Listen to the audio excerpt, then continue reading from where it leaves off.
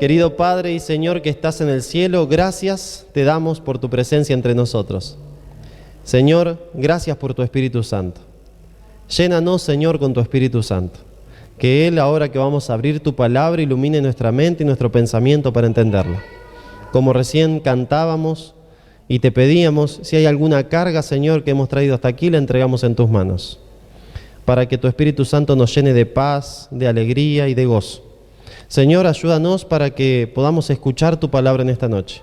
Háblanos en esta noche y que se cumpla en nosotros lo dicho por tu palabra, la cual dice en Isaías que tu palabra no vuelve a ti vacía, sino que en nosotros fructifica y hace lo que ella tiene que hacer, para lo cual tú la enviaste.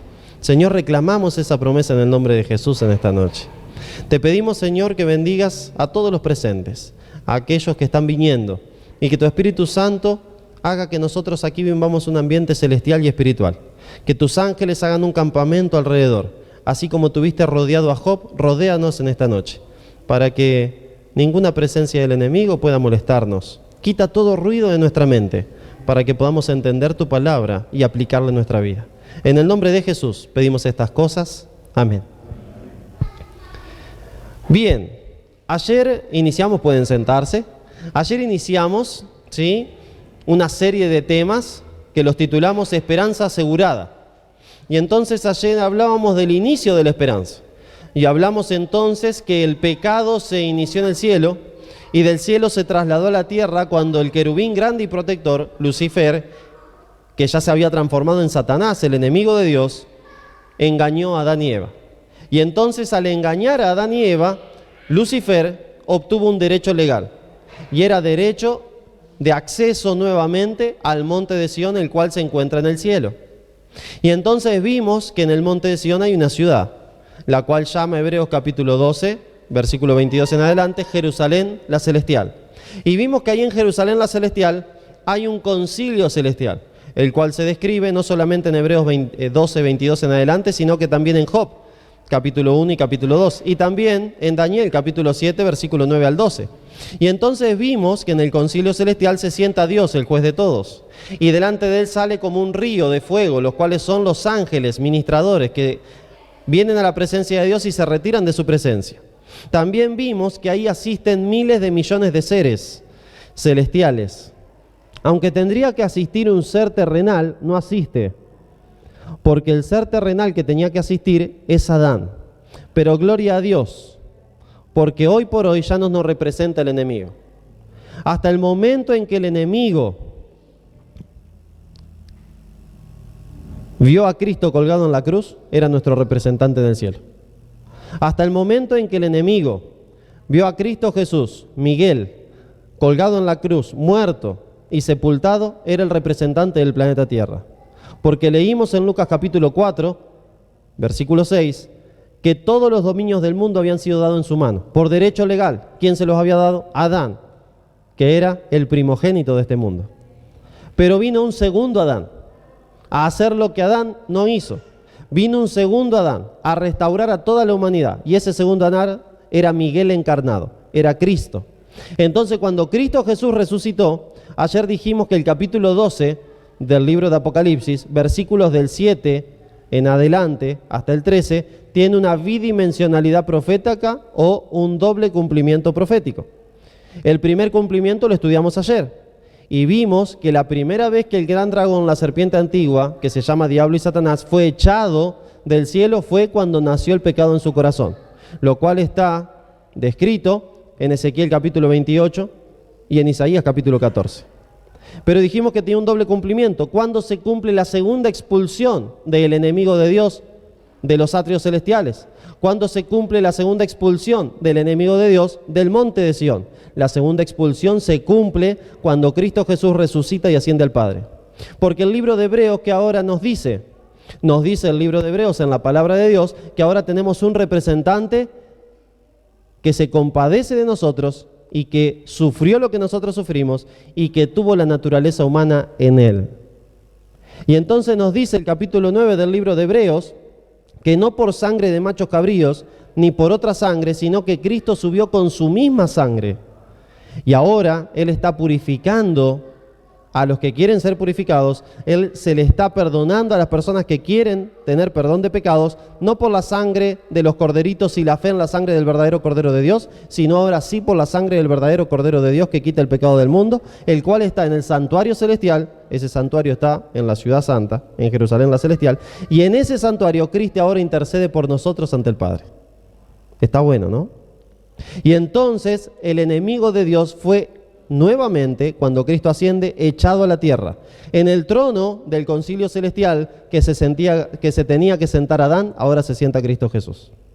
El acusador de nuestros hermanos fue lanzado fuera del cielo. Por segunda vez, fue arrojado a la tierra. Y entonces ahí vino el himno de victoria en el cielo. Apocalipsis capítulo 12. Apocalipsis capítulo 12. Viene el himno de victoria del cielo. Se ponen todos contentos en el cielo. Ya no aguantaban la presencia de Satanás en el cielo, pero ¿qué podían hacer? Nada. Él tenía derecho legal de asistir al concilio celestial. Pero en el capítulo 12 del libro de Apocalipsis me dice, versículo 12, por lo cual alegraos cielos y los que moráis en ellos. ¿Por qué se tienen que alegrar los cielos? ¿Por qué?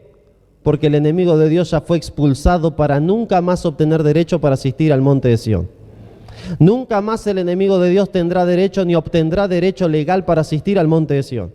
Pero el versículo no termina ahí, sino que dice, pero ay de los moradores de la tierra y del mar, porque el diablo ha descendido a vosotros con gran ira sabiendo que tiene poco tiempo.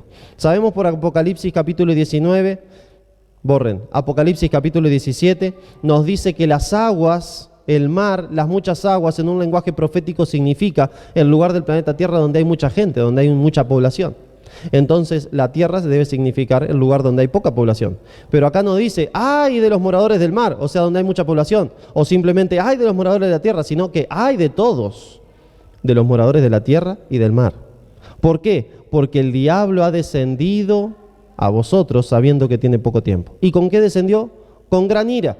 ¿Y qué se dispone a hacer el enemigo de Dios o qué se dispuso a hacer el enemigo de Dios cuando fue expulsado por segunda vez de los atrios celestiales, del concilio celestial, del monte de Sión, de Jerusalén, la santa ciudad?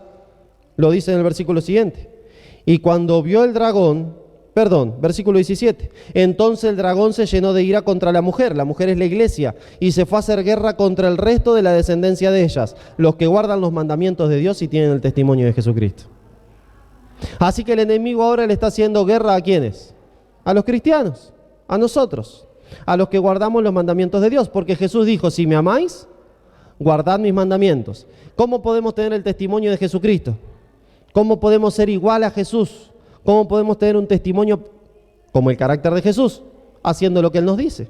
Y entonces en los seres que somos, seres humanos, pecadores, indignos, pero que ahora nos dispusimos a entregarle nuestra vida a Cristo y que Él la transforme, como recién cantábamos, que transforme nuestro ser por la acción del Espíritu Santo y que nos haga parecido a Cristo, que nos transforme y nos ponga su carácter encima. El diablo ahora contra todos nosotros quiere hacer guerra.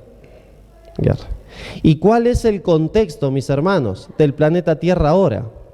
El planeta Tierra ahora tiene un contexto de hostilidad para todo aquel que sea cristiano.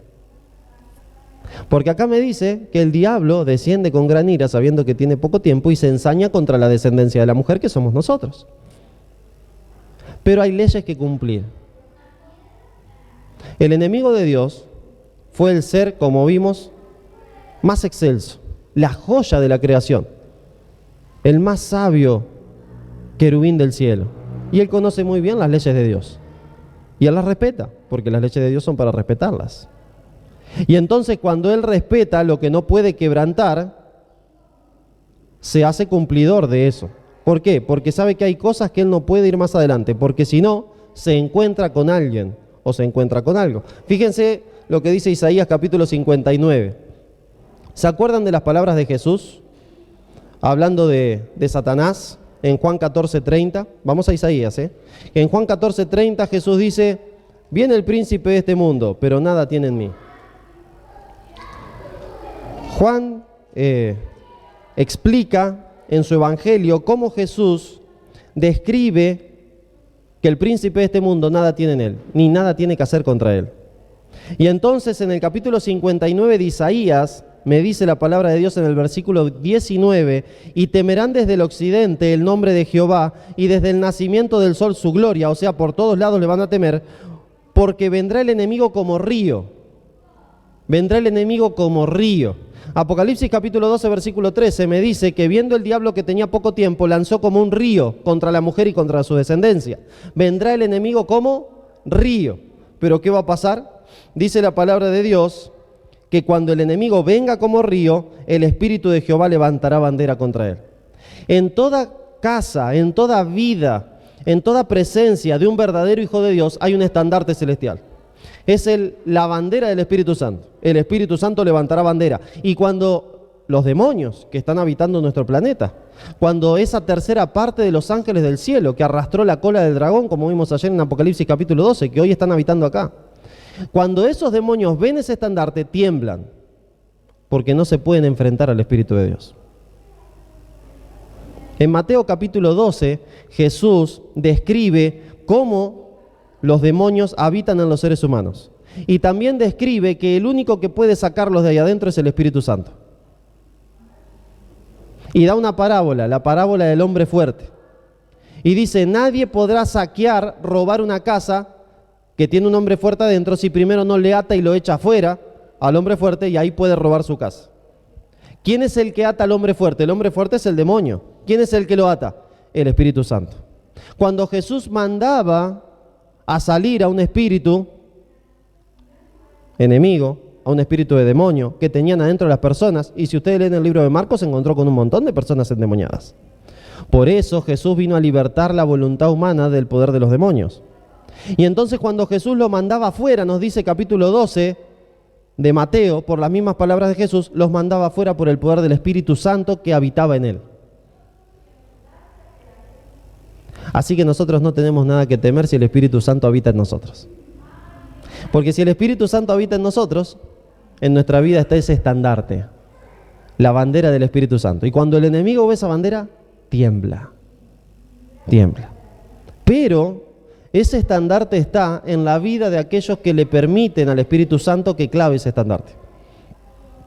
Ese estandarte está en la vida de aquellas personas que solamente adoran a Dios. Por eso hoy el tema que tenemos es de suma importancia, porque es la esperanza en la adoración. El estandarte del Espíritu Santo no puede estar en la vida de aquellos que no están adorando a Dios. Porque la trama detrás del telón de la Biblia es un conflicto, y es un conflicto de adoración. Toda la trama de detrás de la Biblia, vamos a ver que es el conflicto de adoración. Hay un gran conflicto entre el bien y el mal. Hay un gran conflicto entre la luz y las tinieblas. Juan, el apóstol, inspirado por el Espíritu Santo, hace un juego de palabras entre luz y tinieblas. Lean algún día todo el Evangelio de Juan y busquen todas las veces que aparece luz y todas las veces que aparece tinieblas. Y la luz vino al mundo, y el mundo no la recibió, dice Juan capítulo 3, versículo 19 en adelante. ¿Por qué? Porque los hombres amaron más las tinieblas que la luz. Luz versus tinieblas, bien versus mal. Ese es el conflicto que está detrás de toda la Biblia. Miguel y sus ángeles contra el dragón y sus ángeles. ¿Y nosotros dónde estamos? En el medio. Y entonces el Espíritu Santo, la tercera persona de la divinidad, quiere plantar ese estandarte en tu vida, para que el enemigo de Dios no pueda hacerte nada en tu vida. Quiere plantar ese estandarte en tu familia, para que el enemigo de Dios no pueda hacer nada en tu familia. Quiere plantar ese estandarte en la iglesia, para que el enemigo de Dios no pueda hacer nada en contra de la iglesia. Pero a menos que Dios tenga el derecho para hacerlo, no lo puede hacer. Y el enemigo lo sabe. Entonces, ¿qué hace el enemigo? Porque está deseoso de destruirnos. ¿Qué hace el enemigo? Que ha descendido con gran ira. ¿Qué hace el enemigo? Que dice según el apóstol Pedro, anda como león rugiente buscando a quien devorar. Nos engaña y toma derecho en nuestra vida. ¿Qué hace el enemigo? Se mete en nuestra vida por algún derecho que nosotros le damos. Y entonces uno puede decir, pero yo no sé cuáles son los derechos que le doy o los derechos que no le doy. Hoy vamos a ver algunos de ellos. Y uno puede decir, bueno, pero yo no conocía. Y hay algunas cosas que para Dios no tienen excusa.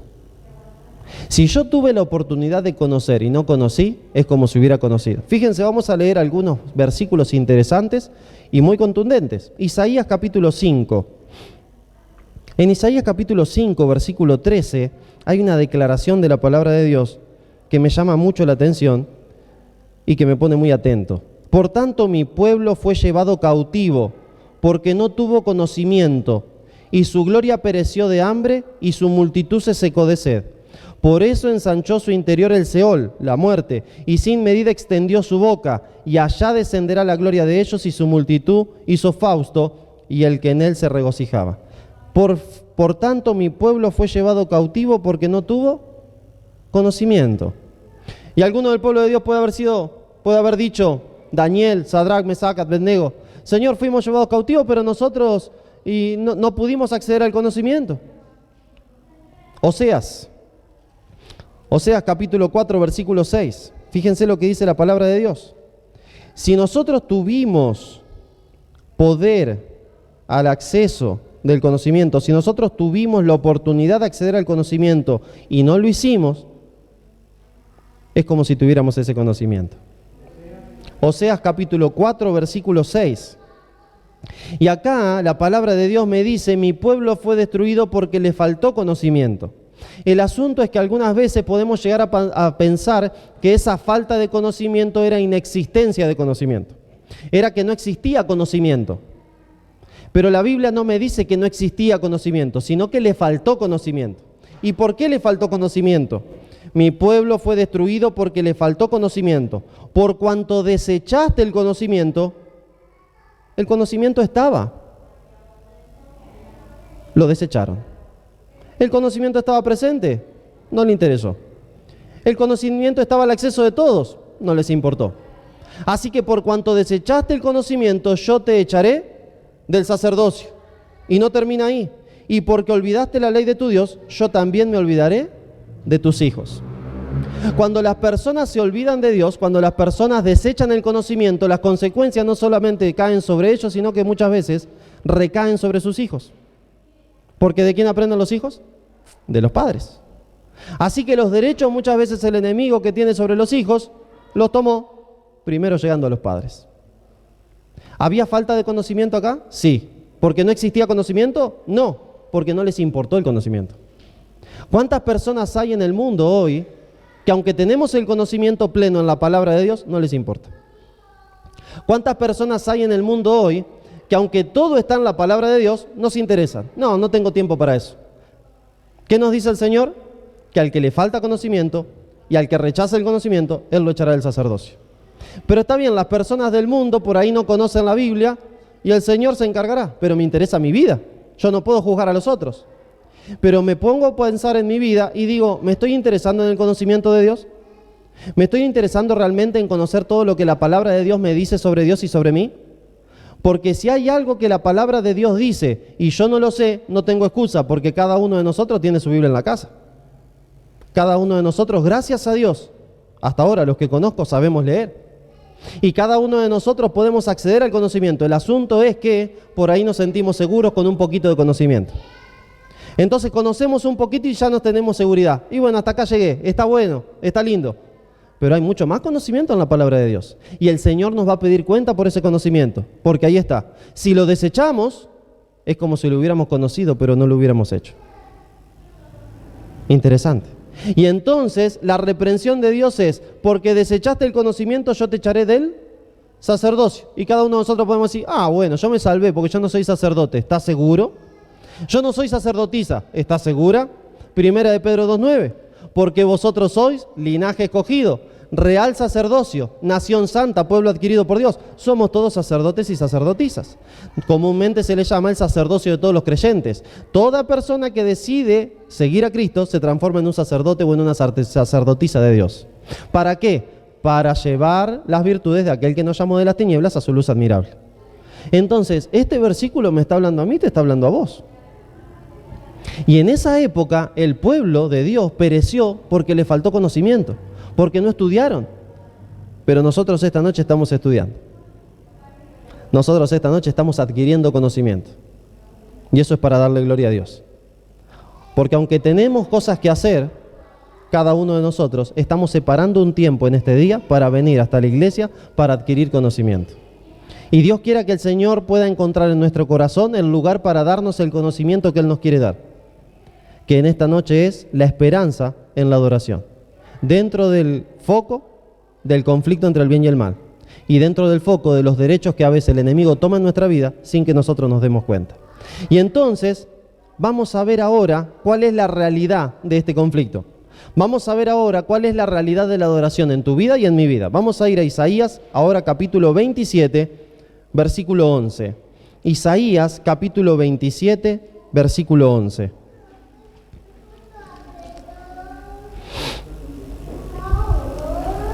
En Isaías, capítulo 27, versículo 11, dice la palabra de Dios: cuando sus ramas se sequen, serán quebradas. Mujeres vendrán a encenderlas, porque aquel no es pueblo de entendimiento. Por tanto, su hacedor no tendrá de él misericordia, ni se compadecerá de él que lo formó. Así que me dice que cuando el pueblo no tiene conocimiento, su hacedor no tiene misericordia para con él. ¿Es misericordioso Dios? Sí.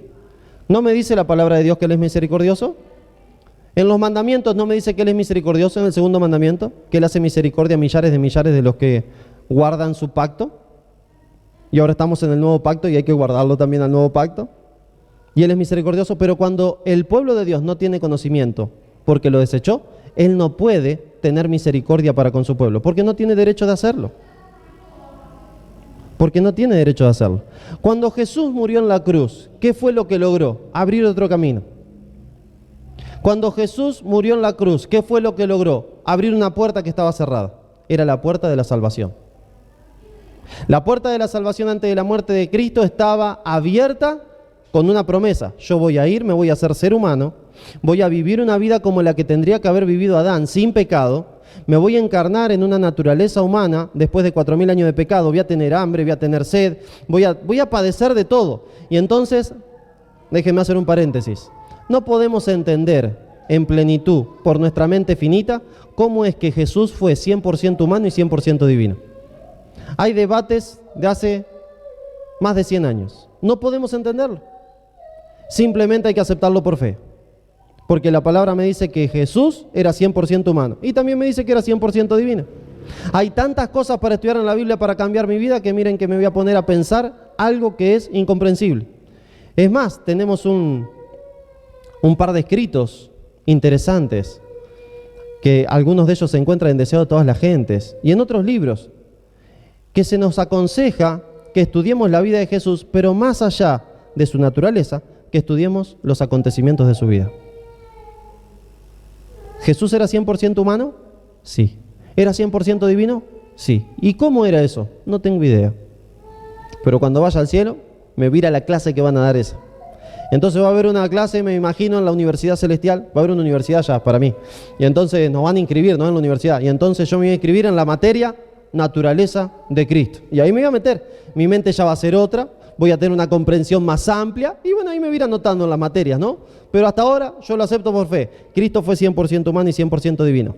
Pero Jesús, al venir, vivir la vida de Adán y morir en la cruz, mantenía abierta esa puerta por la promesa que le había hecho. Pero al venir y hacerlo específicamente, abrió del todo esa puerta.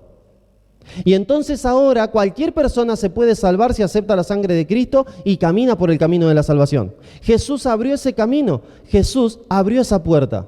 Y desde la antigüedad ya le había dicho a todos sus hijos que había solamente dos caminos: el camino del bien y el camino del mal. Miren lo que dice Deuteronomio capítulo 30 versículo 15. El libro de Deuteronomio capítulo 30 versículo 15. Jesús, Dios, al hablar con su pueblo les dice por mandato de Moisés, versículo 15 del capítulo 30: mira, yo he puesto delante de ti hoy la vida y el bien, la muerte y el mal. Hay dos caminos, mis hermanos: la vida y el bien, la muerte y el mal. Desde el momento en que Adán y Eva pecaron tenían un solo camino: la muerte y el mal. Pero Cristo Jesús se hizo carne, murió por nosotros, ascendió al cielo, está intercediendo por nosotros y entonces abrió la puerta de la vida y el bien.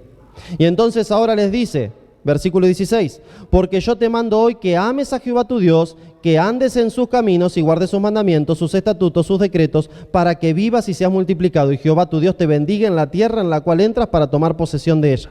Versículo 19. A los cielos y a la tierra llamo por testigo hoy contra vosotros, que os he puesto delante la vida y la muerte, la bendición y la maldición. Escoge pues la vida para que vivas tú y tu descendencia.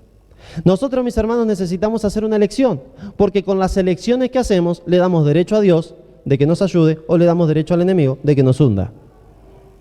Así que necesitamos hacer una elección, y la elección diaria tiene que estar atravesada por los anteojos espirituales.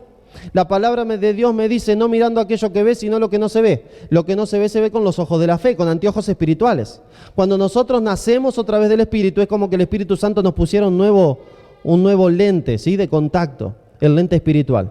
Para tener el lente espiritual uno tiene que vivir en el Espíritu, no en la carne. Entonces le tenemos que pedir al Espíritu Santo, como decíamos ayer, cada día que tome nuestra voluntad en sus manos y que nos ayude a vivir en el Espíritu.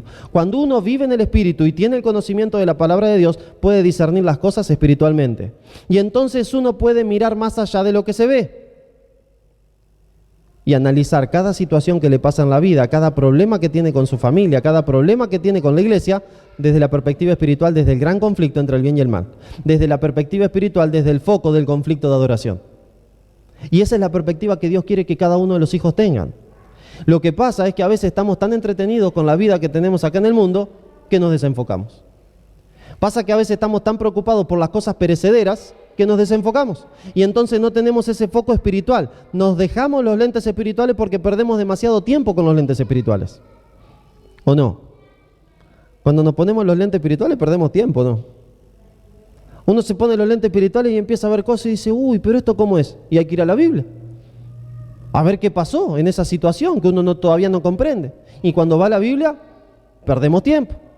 Y a veces te pones los lentes espirituales y ves que una persona tiene una necesidad espiritual y necesitas satisfacer esa necesidad espiritual porque Cristo te muestra, de acuerdo a los lentes espirituales, que necesitas hacerlo. Pero al satisfacer la necesidad espiritual de otro, estás ocupando tiempo que vos ya habías dedicado para otra cosa. Entonces estás perdiendo tiempo.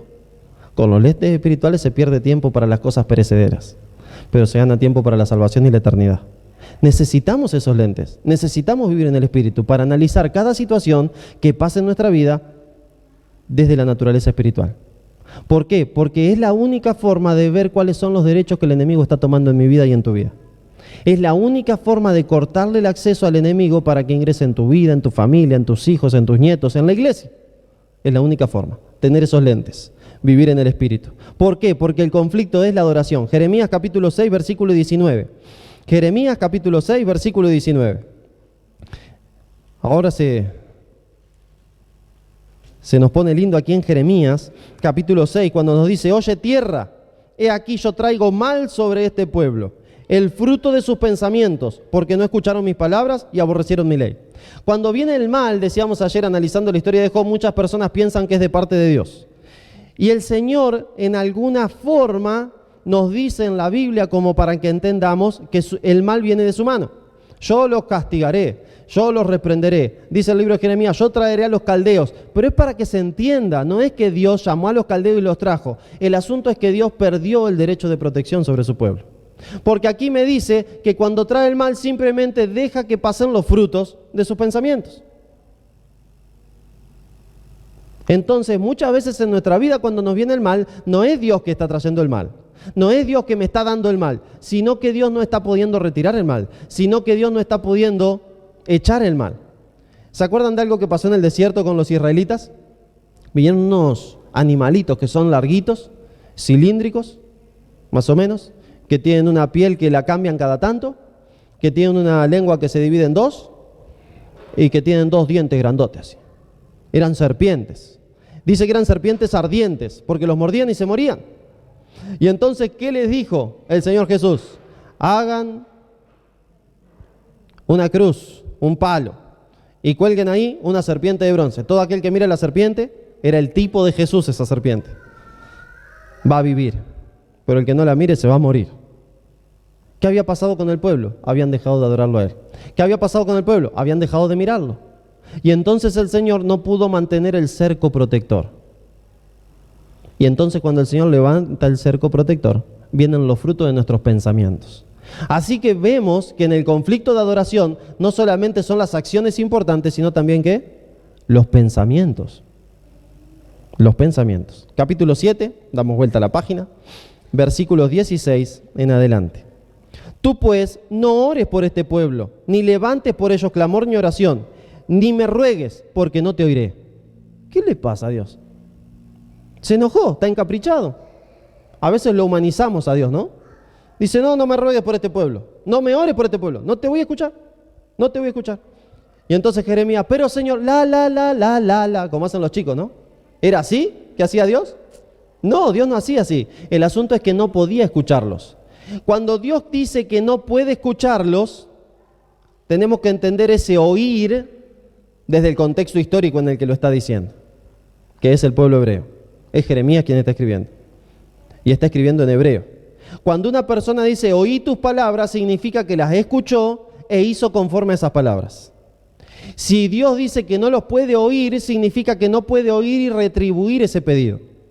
Escucharlo lo escucha, porque Dios escucha todo, pero no puede retribuir ese pedido. ¿Y por qué no puede? Porque no tiene derecho. ¿Y por qué no tiene derecho? Sigamos leyendo el versículo 17.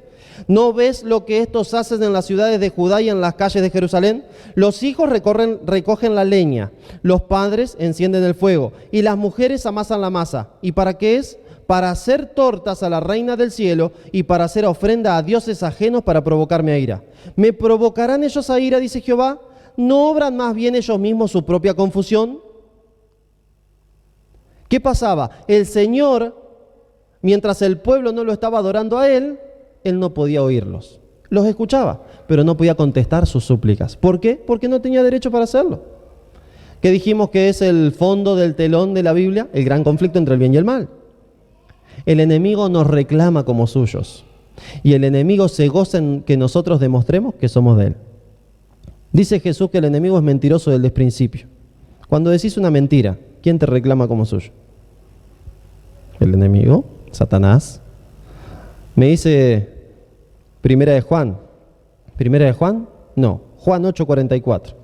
Juan 8:44. Me dice que Jesús dice que cuando el enemigo, el diablo, Satanás, habla mentira, de su propia naturaleza habla, de lo suyo habla, de lo que le sale de adentro. Así que cuando decís una mentira, ¿en qué te están convirtiendo? ¿Querés saber en qué te estás convirtiendo cuando decís una mentira? Capaz que no te guste, pero yo te lo tengo que decir porque está en la Biblia. Primera de Juan. Te estás convirtiendo en hijo. Estás volviendo a nacer en cada mentira. No mintamos, mis hermanos. Y si tenemos la costumbre de mentir, roguémosle al Señor. Él cambia. Él tiene el poder, el Espíritu Santo, para transformar cualquier tendencia adquirida y heredada. Algún día explicaremos cuáles son cada una. ¿Sí? Pero Él tiene el poder para transformar cualquier pecado. Cualquier pecado. Me dice Primera de Juan capítulo 3, versículo 5, y sabéis que el que apareció para quitar nuestros pecados y no hay pecados en Él. Habla de Jesús. Todo aquel que permanece en Él, en Jesús, no peca. Todo aquel que peca no le ha visto ni le ha conocido. Versículo 7, hijitos, nadie os engañe. El que hace justicia es justo, como Él es justo, como Cristo es justo. Versículo 8, el que practica el pecado es del diablo, porque el diablo peca desde el principio. Para esto apareció el Hijo de Dios, para deshacer las obras del diablo. Así que ni si nosotros mentimos, ¿en qué nos estamos convirtiendo? Nos estaríamos convirtiendo como en hijos del diablo. ¿Se acuerdan en capítulo 8 de Juan, versículo 42, 43, 44, 45, 46? Jesús les dice, ustedes son hijos del diablo. No, nosotros somos hijos de Abraham, somos hijos de Dios. No, ustedes son hijos del diablo. ¿Y por qué me dice eso? Porque las obras que hacen son del diablo. Y entonces Él lo reclama como hijo. Ustedes son hijos de Él. Así que cuando nosotros pecamos, y no quiere decir que cada vez que peco me transforme en hijo del diablo. Déjenme explicar esto. Una cosa es pecados y otra cosa es el pecado. ¿Sí? El pecado está dentro de nosotros. Nadie puede cambiar eso. Yo soy pecador. Nací pecador. Porque mi papá y mi mamá son pecadores, así que yo nací pecador. El pecado está dentro mío, yo no lo puedo cambiar, no puedo hacer nada contra eso. Lo que sí puedo hacer es entregarme a Cristo para que Él me dé una nueva naturaleza y yo viva en esa nueva naturaleza. Que esa nueva naturaleza no puede pecar, entonces si yo permanezco ahí, no peco. Pero me paso a la naturaleza carnal y peco. ¿Sí? Bien, pecado. Cuando hay un pecado en el cual yo persisto, David le llama soberbia. Libérame de la soberbia, dice en Salmos. Cuando yo persisto en un pecado. Hay algunos otros que lo describen como un pecado acariciado, ¿sí? Algunas cosas que uno no puede dejar de hacer. Vamos con la mentira. Hay personas que por ahí les puede llegar a costar dejar de mentir. Entonces, supónganse que yo voy con el auto y me cuesta dejar de mentir. Y pasa un hombre caminando y casi lo choco y lo insulto. ¿Es un pecado o no? No tengo que andar insultando. Estoy faltándole el respeto al nombre de Dios cuando estoy insultando a otra persona. Porque si lo insulto a él, el que le hace esto a unos hijitos míos, a mí me lo hace. Lo estoy insultando a él mismo también. Así que le estoy faltando el respeto. Pero paso y le digo, Señor, por favor, perdóname. Perdóname, Señor. No tendría que haberlo insultado. Te pido disculpas. Pero supónganse que ese día me encuentro después de eso. ¿Y cómo anda tu día? Bien, re bien. Y empiezo a mentir. Y llego al final del día y me doy cuenta que estoy mintiendo. Y digo, Señor, perdóname que mentí hoy. Te pido disculpas. Al otro día miento. Señor, perdóname que mentí hoy. Al otro día miento. Señor, perdóname que mentí hoy. Al otro día miento. Señor, perdóname que mentí hoy. Al otro día miento. Señor, perdóname que mentí. ¿Es un juego eso? ¿O no? Es un juego. Yo tengo que esforzarme para dejar de mentir. Cuando yo tengo un pecado acariciado, como se lo llama, cuando yo tengo una soberbia, algún pecado que permanezco en ese pecado, ahí sí el enemigo me reclama como suyo. No con cualquier pecado, que me pasó una vez y bueno, y pedí perdón y ya está. No, pero con los pecados, en eso en los cuales persisto, el enemigo me reclama como suyo. Por eso Jesús les dice a los fariseos, ustedes son hijos del diablo.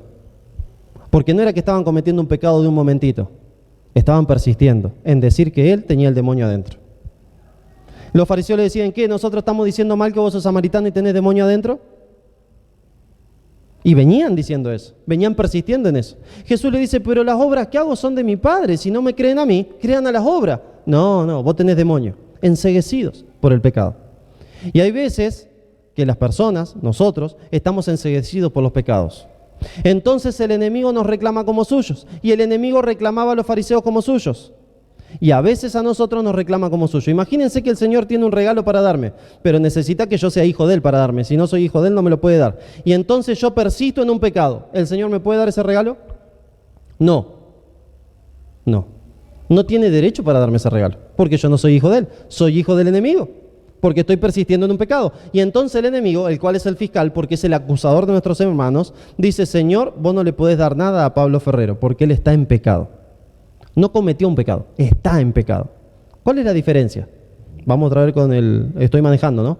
Estoy manejando, pasó la persona, lo insulté, le pedí perdón al Señor. Cometí un pecado, pedí perdón por ese pecado. El Señor me perdonó. Pero cuando estoy en pecado, significa que estoy teniendo una vida pecaminosa, significa que estoy teniendo una vida en la cual estoy permaneciendo en un pecado. Entonces el enemigo dice, no, vos no se lo puedes dar, porque él está en pecado. ¿Dios puede hacer algo contra eso? No, nada. Por eso es tan importante que veamos cuáles son los derechos que le podemos dar a Dios y cuáles son los derechos que le podemos dar al enemigo. Y entonces nos encontramos con el foco ahora del mensaje de esta noche, la adoración y la esperanza en la adoración. Vamos a ir a Ezequiel capítulo 14. En Ezequiel capítulo 14 nos encontramos con un mensaje que es alarmante, mis hermanos. Es alarmante. ¿Por qué? Porque vamos a ver cómo en Ezequiel capítulo 14 se ratifica y se amplía lo que nos dice Jeremías capítulo 7, versículo 16 al 19. En Jeremías capítulo 7, 16 al 19 vimos que Jesús, Dios, no puede oír a su pueblo.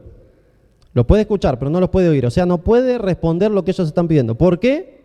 Porque están adorando a la diosa del cielo. ¿Por qué? Porque no están haciendo lo que Él quiere. ¿Por qué? Porque está trayendo sobre ellos las consecuencias que ellos mismos dijeron. Entonces levantó el cerco protector. Entonces no tiene derecho de protección. Entonces no tiene derecho de bendición. No tiene ningún derecho, porque ellos están adorando a un falso Dios. Capítulo 14 de Ezequiel, versículo 1 en adelante. Vamos a hacer una oración, ¿les parece?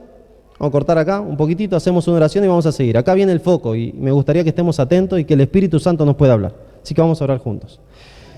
Querido Padre y Señor que estás en el cielo, gracias. Gracias porque llegamos a esta parte, Señor, de la noche. Gracias porque llegamos a esta parte de tu palabra. Señor, capacítanos y habilítanos. ¿Quién está capacitado, Señor, para leer tu palabra? Necesitamos de tu Espíritu Santo. Señor, háblanos en esta noche y que podamos experimentar la conversión, el arrepentimiento y que todos los derechos de nuestra vida puedan estar dados en manos de ti y no del enemigo. Señor, síguenos acompañando y gracias por escuchar nuestra súplica y nuestra oración. Gracias por oírnos. En el nombre de Jesús. Amén. Dice la palabra de Dios: vinieron a mí algunos de los ancianos de Israel y se sentaron delante de mí. ¿Si eran los ancianos de Israel, eran hijos de Dios? Sí. Versículo 2. Y vino a mí palabra de Jehová diciendo: hijo de hombre, estos hombres han puesto sus ídolos en su corazón. Cuando la Biblia habla de corazón, ¿de qué está hablando? Puede hablar de dos corazones. Si te dice que te lo atravesó con una espada, está hablando de este. Pero si habla de que estás pensando con el corazón, de que estás eligiendo con el corazón, de que estás poniendo algo en el corazón, está hablando de la mente. ¿Sí? El asiento de los pensamientos. Así que aquí bien se podría leer: hijo de hombre, estos hombres han puesto sus ídolos en su mente, en su corazón, y han establecido el tropiezo de su maldad delante de su rostro. ¿Acaso he de ser yo en modo alguno consultado por ellos? Hay una pregunta de parte de Dios. Hay una descripción y una pregunta. Primero describe: hijo de hombre, estos hombres que están viniendo a consultarme tienen ídolos en su mente, tienen ídolos en su corazón. ¿Acaso yo les puedo responder? Si me dice ¿acaso yo le puedo responder?, ¿qué me está diciendo afirmativamente? Yo no les puedo responder. Y versículo 4, ¿qué me dice? Háblalos por tanto y diles: así ha dicho Jehová el Señor, cualquier hombre de la casa de Israel. ¿Somos el Israel espiritual nosotros, mis hermanos? Así que podríamos decir hoy a la noche: cualquier hombre o mujer de la iglesia de Arroyito. ¿Sí? Cualquier hombre de la casa de Israel que hubiere puesto sus ídolos en su corazón y establecido el tropiezo de su maldad delante de su rostro, y viniera el profeta, yo Jehová responderé al que viniere conforme a la multitud de sus ídolos, para tomar a la casa de Israel por el corazón, ya que se han apartado de mí todos ellos por sus ídolos. Es interesante, ¿no? Ídolos. Ídolos. Dios le dice al profeta: decile que el que venga a consultar al profeta con los ídolos en la mente, yo le puedo responder de esta forma. De esta forma. En la antigüedad, todo el que quería consultar a Dios iba a hablar con el profeta. ¿Sí? ¿Se acuerdan de muchas historias, no? Cuando quieren consultar a Eliseo, cuando quieren consultar a Elías, cuando quieren consultar a Isaías, etcétera, etcétera. Todo el que quería consultar a Dios, a Jehová, en la antigüedad, iba al profeta. Nosotros cuando queremos consultar a Dios ahora, ¿cómo lo hacemos, mis hermanos? Orando, orando. Una comunicación directa con Dios, ¿sí? Y entonces acá, traduciéndolo hacia mis días, el Señor me estaría diciendo: cualquier persona cristiana, cualquier cristiano que tenga ídolos en su corazón y que venga a mí a consultarle, yo le puedo responder a esa persona de acuerdo a la multitud de los ídolos que tenga en su corazón. ¿Qué me está diciendo esta frase? Yo le responderé de acuerdo a la multitud de los ídolos en el corazón. Sigamos leyendo que un poquitito más adelante se nos aclara. Versículo 6. Por tanto, di a la casa de Israel: así dice Jehová el Señor, convertíos y volveos de vuestros ídolos y apartad vuestro rostro de todas vuestras abominaciones. Porque cualquier hombre de la casa de Israel y de los extranjeros que moran en Israel, que se hubiera apartado de andar en pos de mí, y hubiere puesto sus ídolos en su corazón y establecido delante de su rostro el tropiezo de su maldad, y viniera al profeta para preguntarle por mí, yo Jehová le responderé por mí mismo, y pondré mi rostro contra aquel hombre y le pondré por señal y escarmiento. Ese pondré mi rostro, yo le contestaré por mí mismo, pondré mi rostro, significa que esa persona es enemiga de Dios. ¿Y por qué es enemiga de Dios? Porque tiene ídolos, ¿dónde? En la mente, en el corazón. Pero es cristiano, pero es del pueblo de Dios. Va todas las reuniones a la iglesia, alaba a Dios, ora, ofrenda, es hijo de Dios. Pero el Señor, ¿qué me está diciendo? Si tiene ídolos en su mente, es mi enemigo. Si tiene ídolos en su mente, yo la única forma que le puedo responder es como si fuera mi enemigo. La única forma en que yo le puedo responder como quiero responderle es que se convierta y abandone sus ídolos. Interesante, ¿no? ¿No será que alguna vez, alguna oración y petición que el Señor no te contestó, no lo habrá hecho porque no podía y no porque no quería? ¿No será que alguna vez algún pedido que le hiciste al Señor, que era para salvación de tu familia, para salvación de tu persona, para salvación de otras personas, el Señor no lo contestó porque no podía y no porque no quería? Porque si yo tengo ídolos en la mente, ídolos en el corazón, se le acortan los derechos a Dios. Se le acortan los derechos. Y entonces al responderme, ¿cómo dice que puede responderme? poniendo su rostro contra mí. La pregunta es, ¿qué son los ídolos?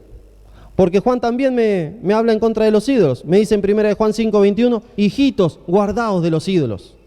Último versículo de la carta de 1 Juan. Hijitos míos, guardaos de los ídolos. Cuando un hebreo escribía, lo último era lo más importante. Así que podemos decir que de la primera carta de Juan, lo más importante es guardarse de los ídolos. La pregunta es, ¿qué son los ídolos? Falsos dioses. Falsos dioses. La pregunta que me surge es, ¿por qué Dios se enfurece tanto, humanizándolo, ¿no? ¿Por qué Dios se aparta tanto de su pueblo? ¿Por qué a Dios se le cortan tanto los derechos cuando yo tengo un ídolo? ¿Por qué? Si el ídolo no es nada. Si yo tengo una estatua en mi casa y me postro y adoro esa estatua y le pido a esa estatua algo, ¿es algo esa estatua? No, puede ser yeso, puede ser madera, puede ser bronce, pero no es nada. ¿Tiene vida esa estatua? No tiene vida. No ve, ni oye, ni anda, dice capítulo 5, ¿se acuerdan de Daniel? Y capítulo 9 de Apocalipsis. Entonces, ¿qué es lo que está pasando detrás de escena que Dios pierde tanto derecho cuando yo le pido algo a una estatua? O cuando yo le pido algo a un muerto. ¿Qué es lo que está pasando? Hay muchos versículos que tenemos que ver. Vamos a ver. Deuteronomio. Va bien, Robert, va bien encaminado. Deuteronomio capítulo 32, versículo 17. Deuteronomio 32, 17. ¿Qué pasa cuando yo estoy adorando un ídolo? Y hablé de estatuas. Y hablé de muertos. Hay personas que le piden cosas a los muertos. Y la Biblia me dice, en muchos versículos, que las personas cuando mueren es como si estuvieran dormidas. Ya no tienen raciocinio. Su memoria es puesta en olvido, me dice el libro de Eclesiastés, capítulo 9, versículos 5 al 7. Entonces no le puedo pedir nada a los muertos. Pero hay otros que tienen ídolos que son dioses para ellos y algunos es el fútbol, para otros es el sexo, para otros son las drogas, para otros otras cosas, el trabajo. Ídolos. ¿Qué es un ídolo? Todo lo que esté antes que Dios en tu nivel de prioridades. Eso es un ídolo. ¿Y qué me dice 32:17 de Deuteronomio? Sacrificaron a los demonios y no a Dios. ¿Pero por qué sacrificaron a los demonios? Me dice. Si los israelitas nunca fueron a sacrificarle a los demonios. Los israelitas le sacrificaban a dioses. A Baal, a Astarte, a Acera y a un montón más. Pero acá me dice que le sacrificaban a los demonios. ¿Por qué me está diciendo eso? ¿Qué quiere decir? A dioses que no habían conocido, a nuevos dioses venidos de cerca que no habían temido vuestros padres.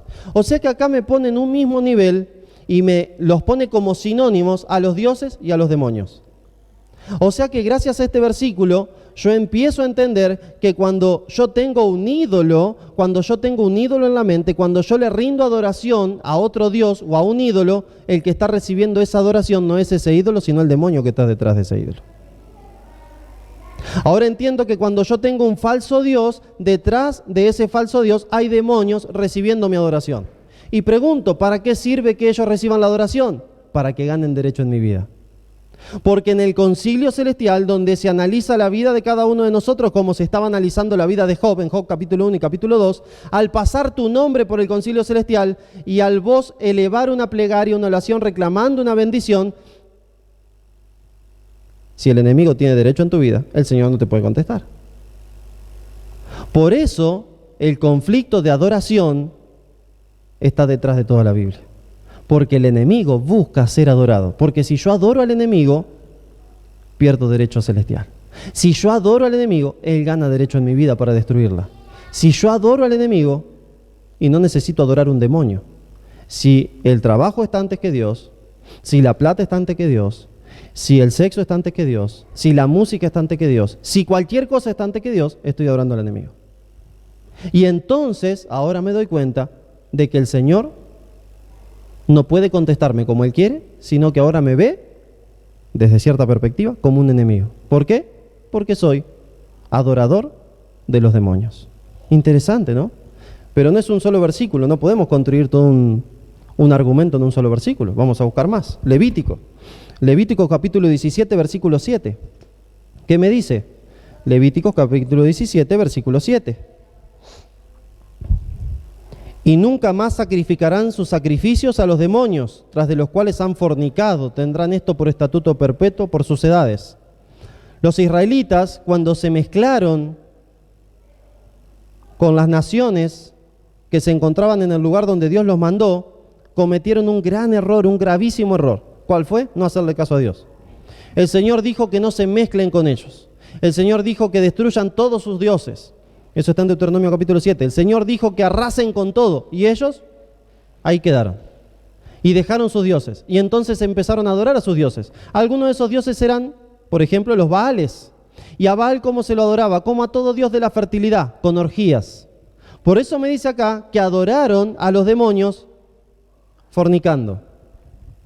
Y yo pregunto, mis hermanos, en la vida que tiene el mundo hoy, ¿no se está adorando a Baal nuevamente?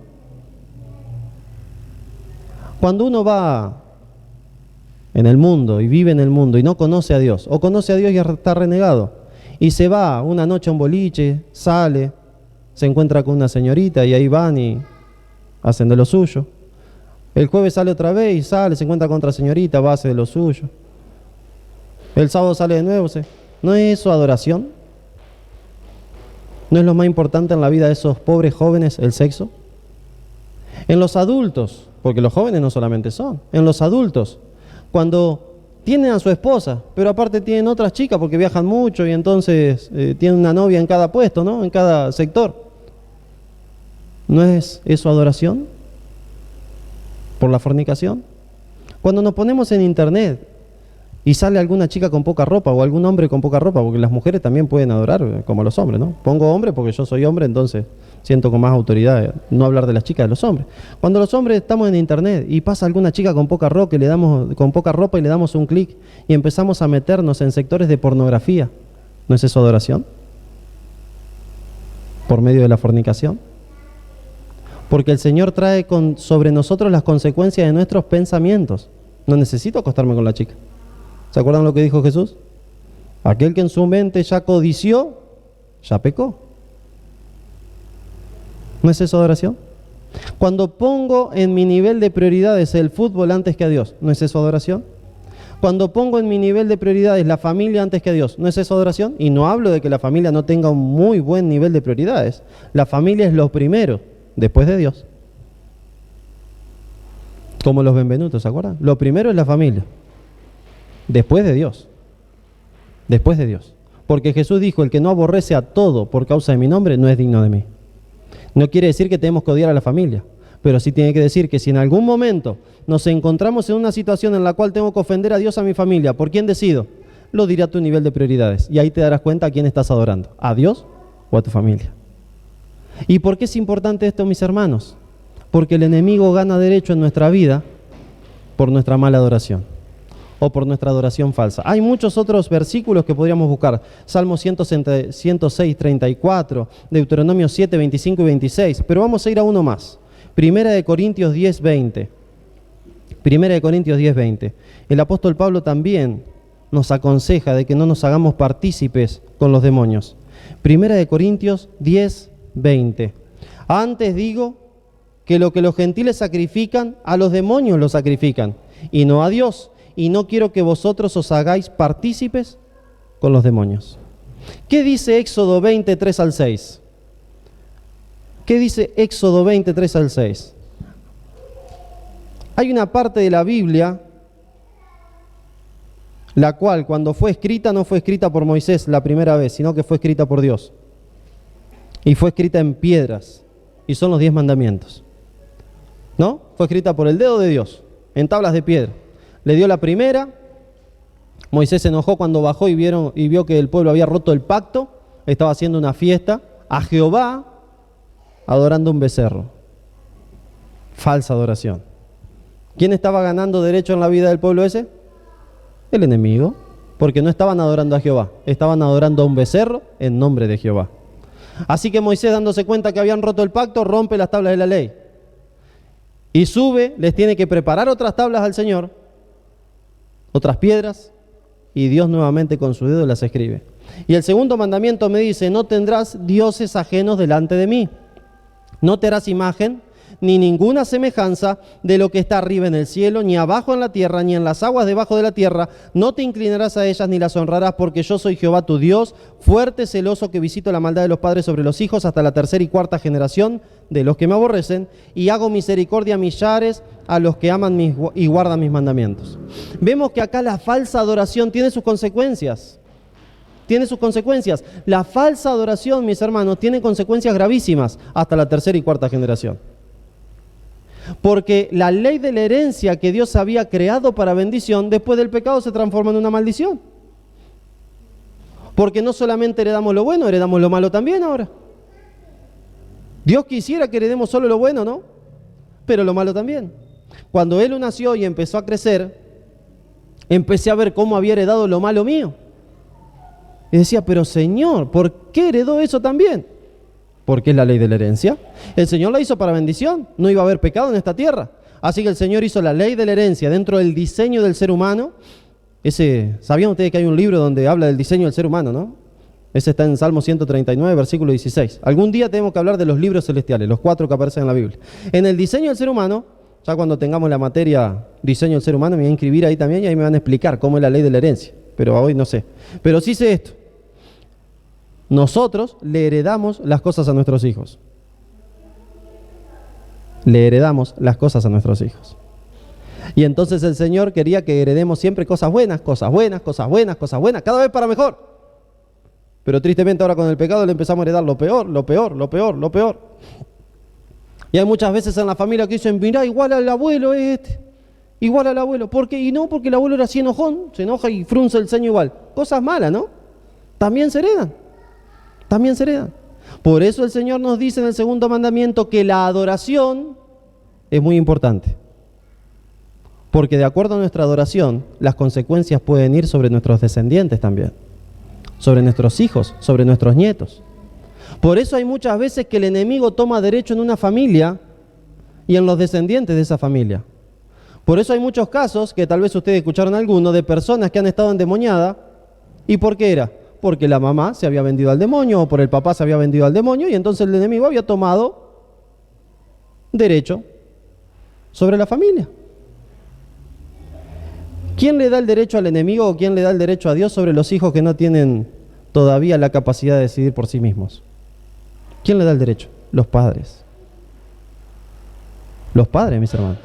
Así que todos los que somos padres de niños tenemos que tomar esta responsabilidad muy en serio. Porque de acuerdo a nuestra vida, a nuestras decisiones, a nuestra consagración o a nuestra adoración, si es a Dios o a otras cosas, el Señor tomará derecho sobre nuestra familia para hacerle una bendición y para hacerle una alegría, o el enemigo tomará derecho para destruirla por completo. Por eso es importante que veamos con los anteojos espirituales. Por eso es importante que estudiemos la Biblia de acuerdo a esto, que es la esperanza en la adoración. ¿Por qué? Porque hay esperanza.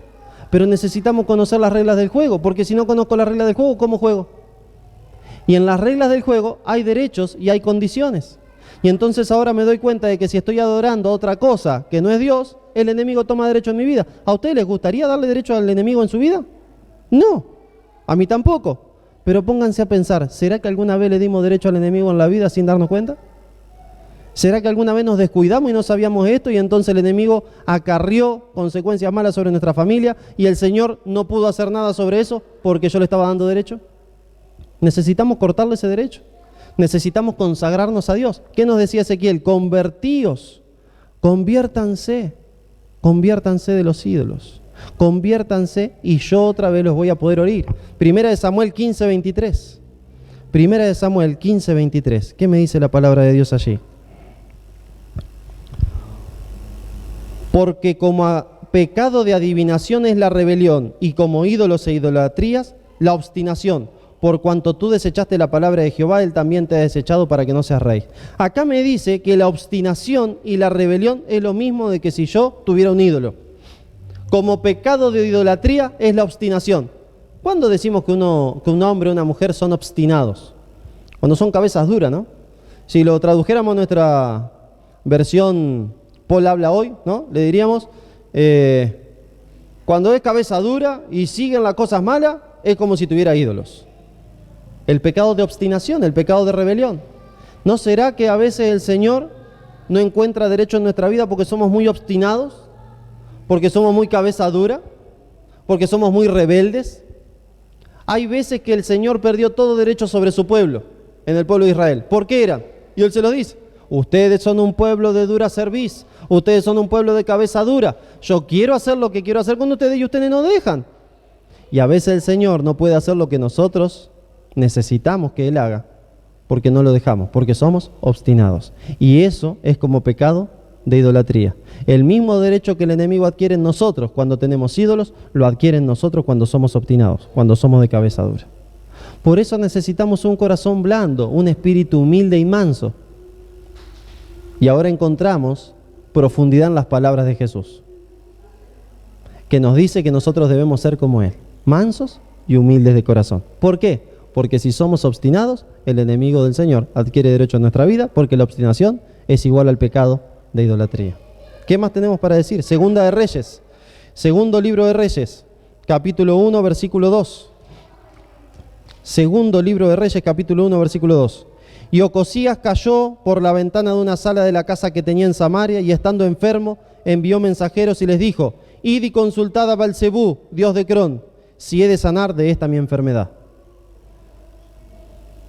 Primera de Reyes, capítulo 1, versículo 2. Y entonces acá vemos al rey Ocosías, que era israelita, al rey Ocosías, que era hijo de Dios, al rey Ocosías, que hoy le llamaríamos un cristiano, que en vez de ir a consultar a Dios, fue a consultar a los enemigos de Dios, a un falso Dios. Fue a consultar a quién, en definitiva, a los demonios. Hay personas que hoy se dicen y se llaman cristianas, pero están consultando a demonios. Cuando yo voy a consultar a un muerto, y hay personas que consultan a los muertos, ¿qué me dice la Biblia? Que los muertos nada saben.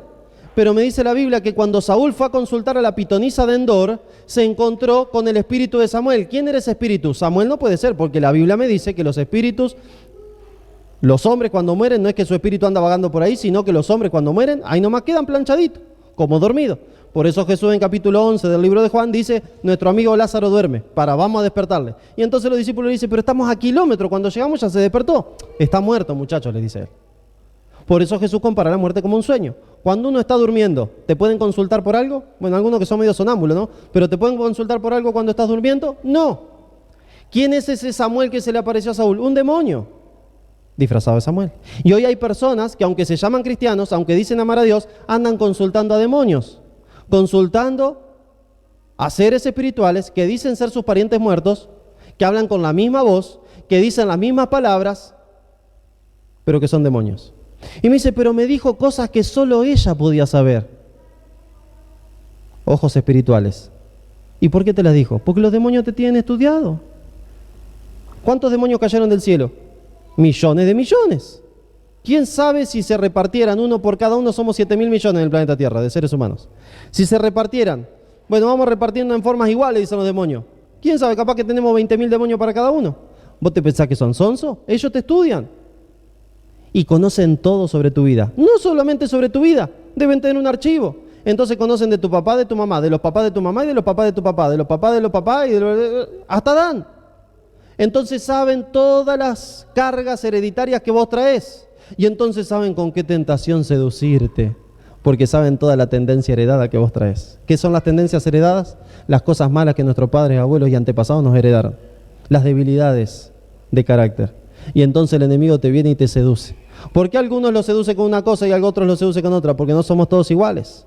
¿Y por qué no somos todos iguales? Porque venimos de familias y antepasados diferentes, pero ellos te tienen todo estudiado. Entonces sabe lo que dijo tu abuela, sabe lo que dijo tu abuelo, sabe cuando te encontraste con esa chica en el único árbol que había debajo de esa única planta, te tienen estudiado. Entonces cuando viene el Espíritu dice: sí, decile que yo me encontré con él debajo de la planta ese día que había sol, pero cayeron 3 gotas y era porque la planta despidió savia. Ay, sí, es ella, era la única que lo podía saber. Hay miles de demonios que saben la historia. Y la gente anda engañada. ¿Consultando a quién? A demonios. Si la gente anda consultando a demonios, ¿Dios puede hacer con ellos lo que quiere hacer? No. ¿Porque no quiere? No, porque no puede. Porque no tiene derecho para hacerlo.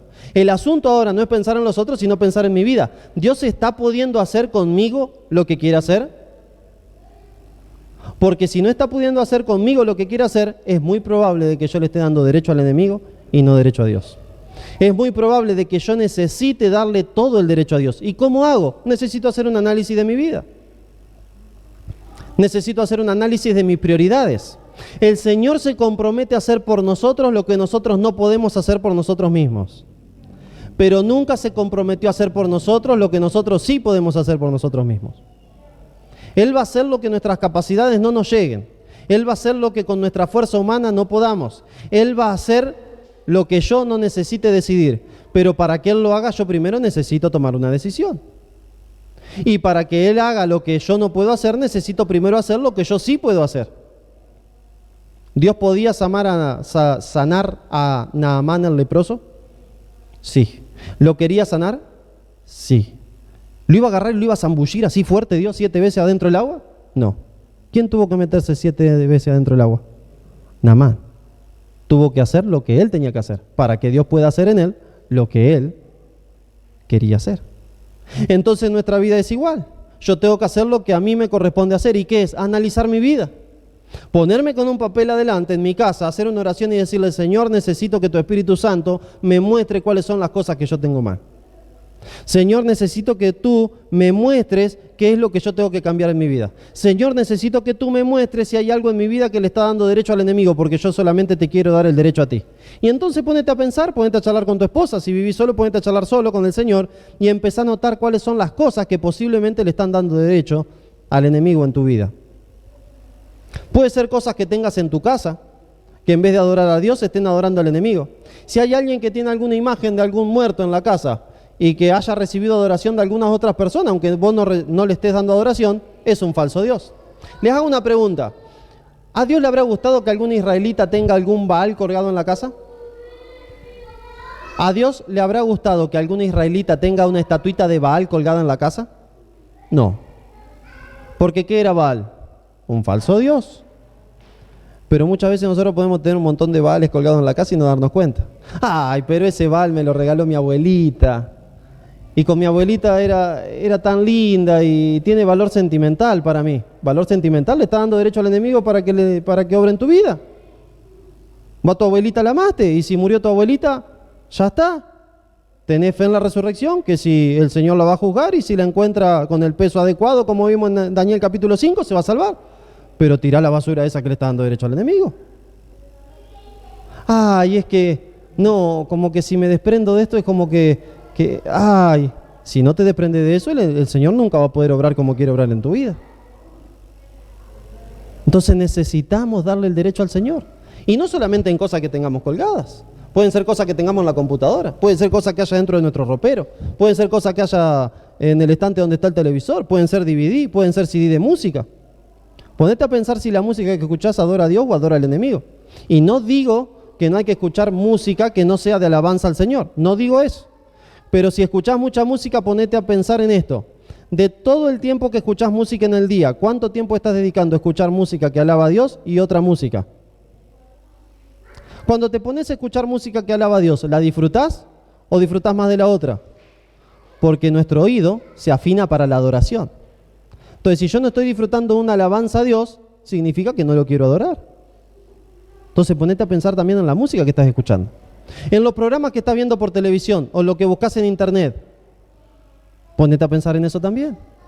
Y pedirle al Señor que te ayude a hacer una lista de las cosas que necesitas deshacerte, ya sea de carácter o materiales, para que Él pueda tener todo acceso y derecho sobre tu vida. Cuando hagas eso, Él va a encontrar el derecho para hacer lo que Él se corresponde hacer. Y vamos a terminar con esto. Ezequiel capítulo 36. En Ezequiel 36 encontramos que Dios, después de que nosotros hacemos lo que tenemos que hacer, Él se dispone a hacer lo que solo Él puede hacer. Ezequiel capítulo 36, versículo 25 dice: esparciré sobre vosotros agua limpia y seréis limpiados de todas vuestras inmundicias y de todos vuestros ídolos os limpiaré. Es hermoso este versículo porque encontramos una referencia, una ilustración del bautismo.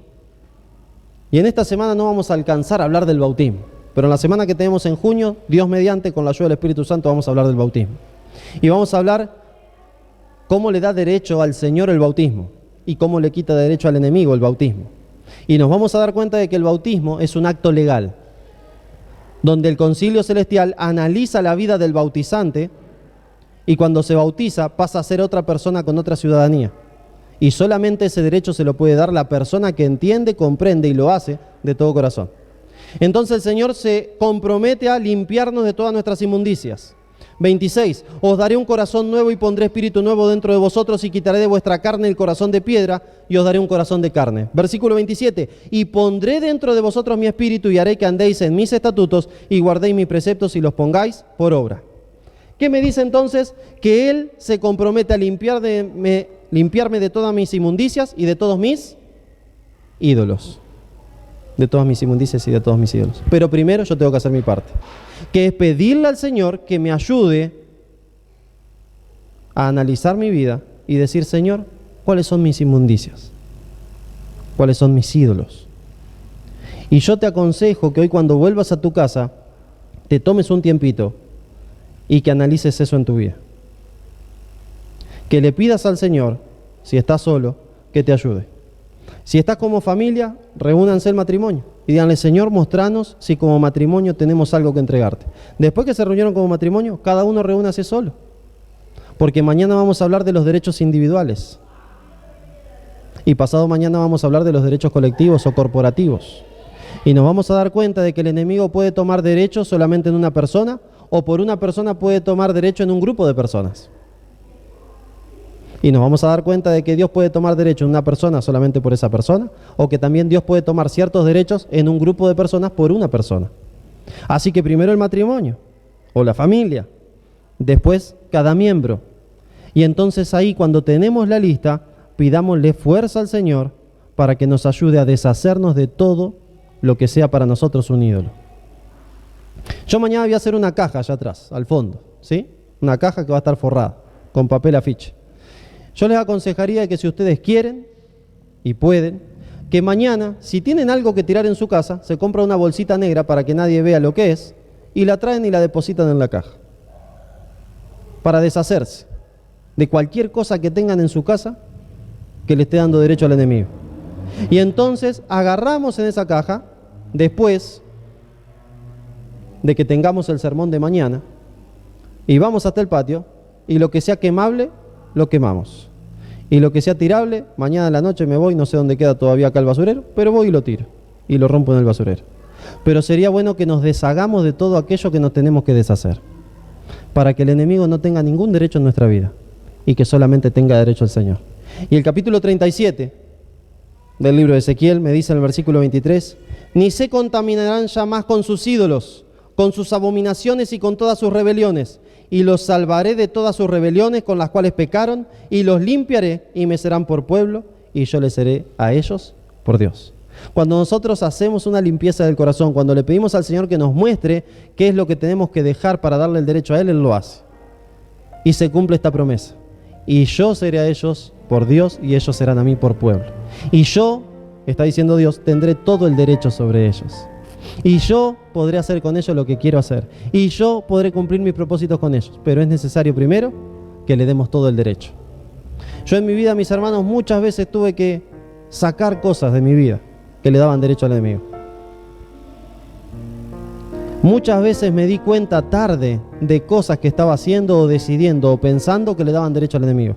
Y ahí empezaba a comprender por qué Dios no podía responder mis oraciones.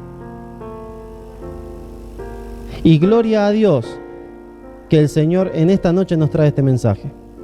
Yo no sé si ustedes alguna vez habían analizado esto o es la primera vez. La cuestión es que nos viene bien a todos. A los que ya lo analizamos y a los que nunca lo analizamos.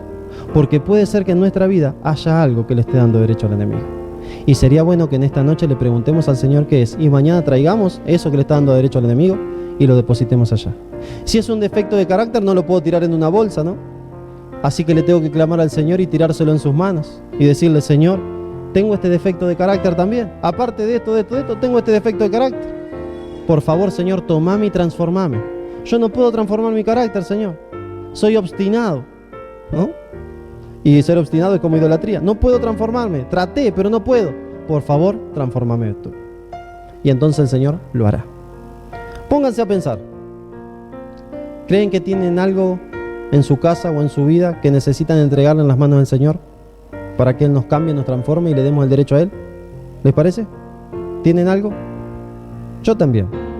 Así que si les parece, puestos en pie, le decimos al Señor: Señor, mira, acá puestos en pie, estamos reconociendo que tenemos algo que entregarte.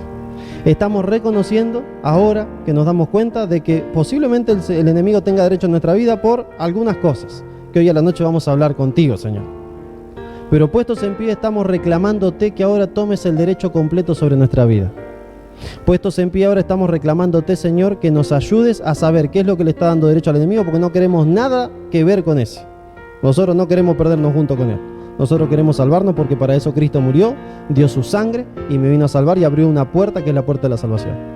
Y entonces, así puestos en pie, damos declaración ante los que estamos aquí, ante los demonios, que seguro nos están viendo, ante los ángeles, que más que seguro nos están viendo, y ante el concilio celestial, que se encuentra en el monte de Sión, en Jerusalén la celestial, donde está la congregación de los primogénitos, y seguro nos están mirando. Y entonces ahora adquirimos todo el derecho. ¿Les parece que le digamos eso? ¿Nos ponemos de pie y se lo decimos en una oración? Vamos a orar. Querido Padre Celestial, gracias. Gracias, Señor, por tu palabra. Gracias, Señor, porque puestos en pie estamos diciéndote que queremos ser tus hijos. Gracias, Señor, porque tu palabra nos ha hablado a la mente y al corazón. Señor, perdónanos por muchas veces darle lugar en nuestra vida al enemigo sin darnos cuenta. Señor, perdónanos porque es posible que muchas veces le hayamos dado derecho al enemigo en nuestra vida por tener ídolos en la mente. Y es posible, Señor, que hasta hoy hayamos venido aquí con ídolos en la mente. Pero te queremos pedir, Señor, que tomes esta actitud de cada uno de nosotros de ponernos en pie como una acción de arrepentimiento, como una acción de derramar el corazón ante ti. Señor, te queremos pedir que nos ayudes en esta noche para que tengamos una cita personal contigo, en la cual tú nos muestres y nos ayudes a recapacitar, a hacer un análisis de nuestra vida para saber si hay alguna cosa que le esté dando derecho al enemigo. Señor, ayúdanos para entender y comprender que tenemos que entregar toda nuestra vida a ti, y para que esta noche lo hagamos. Señor, si hay algo de lo cual nos tenemos que deshacer, por favor, danos la fuerza de voluntad para hacerlo y para mañana venir y tirarlo. Señor, si hay algún defecto de carácter que necesitemos también abandonar, ayúdanos y contéstanos con tu Espíritu Santo. Pero muchas veces, Señor, sabemos que los defectos de carácter nosotros no los tenemos como defectos. Así que te pedimos que tu Espíritu Santo nos muestre si hay algo en nuestro carácter que necesite ser transformado y cambiado. Señor, gracias por tu palabra. Planta, Señor, un estandarte de la bandera del Espíritu Santo en cada una de nuestras vidas. Y que solamente en nuestras vidas, en la vida de nuestras familias, Cristo Jesús sea el que tenga todo el derecho, como nuestro abogado, defensor y salvador. Señor, así demostramos que estamos de tu parte en este conflicto entre el bien y el mal. Señor, así puestos en pie y orando, demostramos que queremos ser parte de los salvados y de los redimidos. Queremos ser herederos del reino de los cielos, porque cuando adoramos a Dios hay esperanza en la adoración. Señor, gracias por todo. En el nombre de Jesús y por los méritos de su sangre. Amén.